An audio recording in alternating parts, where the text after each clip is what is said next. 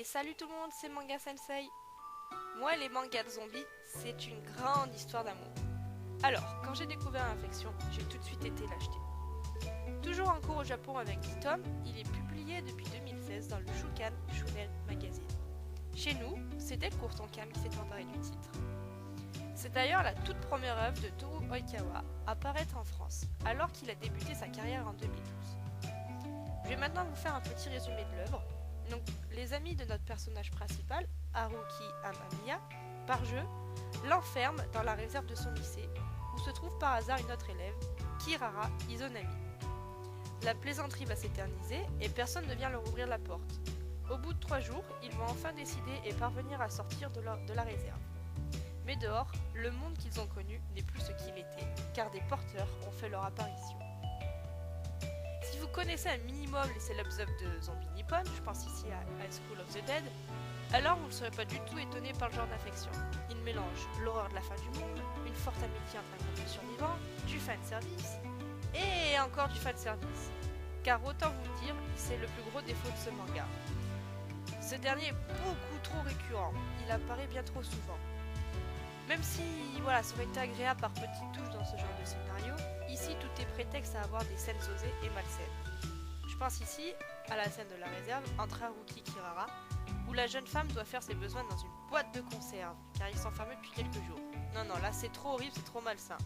Et puis en plus, toute personne normalement constituée n'attendrait pas aussi longtemps pour chercher un moyen de sortir. L'autre point un peu pénible de ce fanservice, c'est que la jeune fille, donc Kirara, refuse de s'habiller avec un jogging car ce n'est pas du tout fashion. C'est vrai qu'en cas d'invasion, on pense tout de suite à son style vestimentaire. Non, c'est vraiment un peu stupide et je pense surtout que c'est un prétexte pour laisser l'héroïne se balader en petite tenue. Bref, maintenant passons au cœur et au point fort du sujet. L'auteur va poser assez rapidement donc les bases de son histoire, il va nous dévoiler quelques informations au fur et à mesure qu'on va avancer dans la lecture. Notamment, on apprend que Sol Sendai a été touché par ce mal, puis mis en quarantaine pour éviter la propagation de cette mystérieuse maladie. Car en effet, elle ne semble pas toucher le pays tout entier, ni le reste du monde. Donc là, on a déjà un premier point fort, car ça nous change des scénarios habituels, où le monde entier est souvent paralysé par ce virus zombie, et c'est fortement appréciable.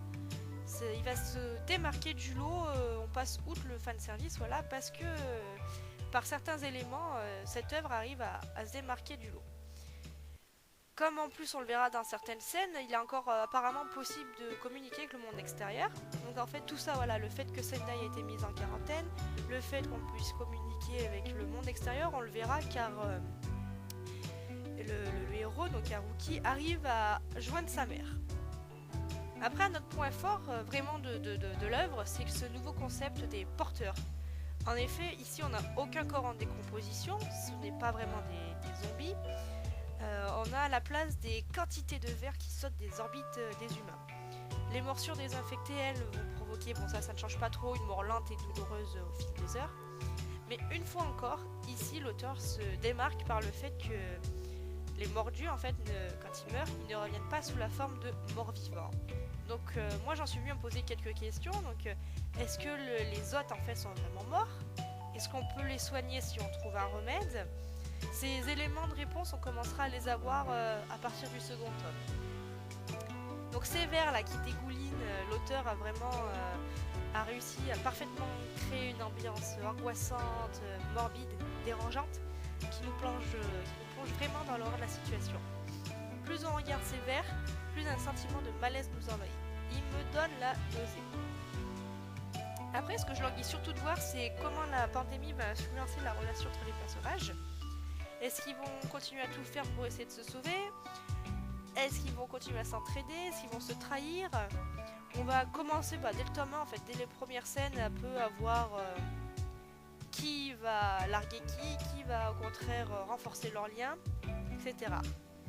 Après, évidemment, dans ce genre d'histoire, on aura toute une panoplie de personnages clichés au possible, comme Enami. Comme son petit copain s'est fait mordre, elle va le larguer, parce que c'est un fardeau pour elle. Son fameux copain Kikuchi, qui lui est prêt à donner sa vie pour elle. Après, on aura des garçons et des filles qui ne seront pas égoïstes, qui pensent qu'à leur propre survie. Mais on aura surtout un personnage fort qui est la petite sœur d'Haruki, Kaori. Elle est vraiment badass. Je sens qu'elle va permettre plusieurs choses. Mais je n'en dis pas plus. Pour finir, je pense que la grande qualité du mangaka réside dans son talent pour les dessins.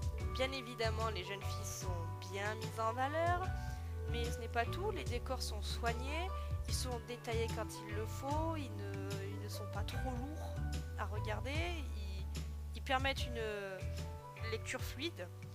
Le découpage, lui aussi, il est dynamique, on n'a pas spécialement de temps mort, sans arrêt il va se passer quelque chose. Vraiment, vraiment bien. Après, au niveau de l'horreur et du gore, le manga va s'avérer peu sanglant et il joue vraiment sur le côté peu ragoûtant des vers qui sortent des cavités des humains. Ah oui, j'ai oublié aussi, je rajouterais qu'au niveau des personnages, alors, dans ce genre de catastrophe, on a souvent des personnes qui sont là pour aider les autres, mais qui ne sont pas assez mises en valeur. Ce sont les pompiers. Car ici, voilà, ça va être les personnages qui sont bien mis en valeur, surtout dans le tome 2, qui réussissent à vraiment sauver la population, qui ont établi un périmètre de sécurité et tout. Je terminerai là-dessus. Après, au niveau des couvertures, moi j'ai bien apprécié le changement de la jaquette française effectué par Delcourt Tonkam. Je la trouve bien mieux que la version japonaise qui était trop banale et qui ne représentait pas du tout l'univers du manga. Pour finir, je dirais que bien que Toru Oikawa ne réinvente pas spécialement le genre manga, on va dire un peu zombie apocalyptique, il a eu insufflé une nouvelle forme de vie avec ses infectés, ses porteurs. Même si le fanservice est beaucoup trop présent dans ce premier tome et un peu moins dans le deuxième, si on en fait abstraction, l'œuvre possède vraiment un gros potentiel et je vous conseille de la lire. Sur ce, je vous dis à une prochaine.